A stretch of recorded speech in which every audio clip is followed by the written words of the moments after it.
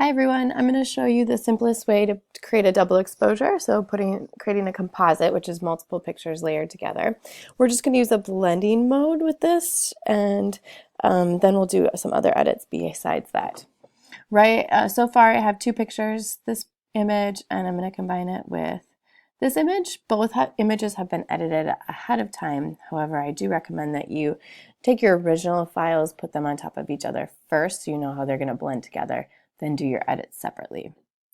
But we're going to first layer these two pictures together, decide which picture you want to be on top. If you decide later that you want to switch those, that's an easy thing to do just by unlocking your background.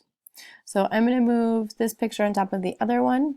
So in your case, you're going to look for a little screen that has boxes, and that's going to allow you to see multiple images at once.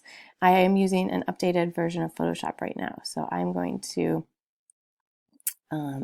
go to Arrange, and I'm going to do 2 up, and I'm going to since I have multiple pictures over right now, I'm going to do open multiples so I can see which ones I'm going to pull together. So I'm going to take this one and I'm going to move it on top of this one. So I'm going to click on my background layer, the blank part of it. I'm just going to click and drag it over the picture that I want, and then I'll go back up and I'll arrange it so I see one picture only. And then from here, I'm going to choose a blending mode that's going to work best. So I'm going to start just by going through and seeing which ones blend down well. I want to see both pictures so they should come together in some way to create an one image. So there's a lot of options. See which ones bring out your focal point the best. And in this case, I'm going to go with darker color. Now there's a few parts of the picture that I'd like to see a little bit more, like the feet are kind of faded in here. So this is where I could add a layer mask so that I can take away part of this layer. So I'm going to click on the layer mask down here. And then I'm going to go over to my paintbrush on the left side on the toolbar.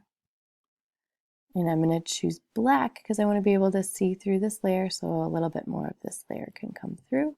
When I do that though, if I initially go, I'm going to bring the hardness down just a little bit. This is a trial and error. When I do it right away, kind of like how that looks.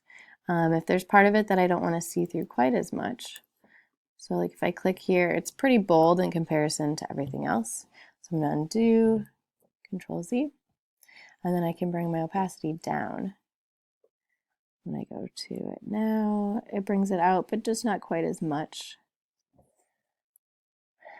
And then from here, I would do any color contrast adjustments. Maybe I'll move him around a little bit. So I think about my composition as well. So that's, so from here, I'm going to go to adjustments.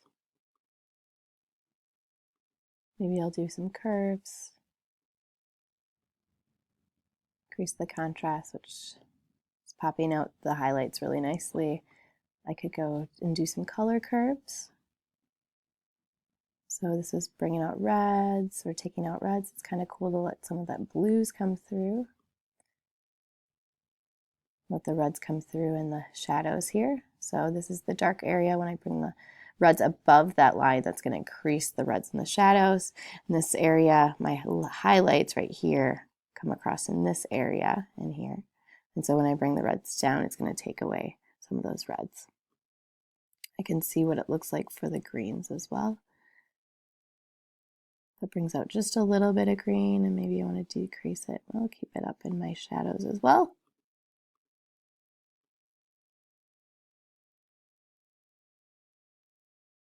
And then I'm going to change that just a little bit. So you can bring in some unique colors into yours with the color curves, and that will be a requirement for one of your photos.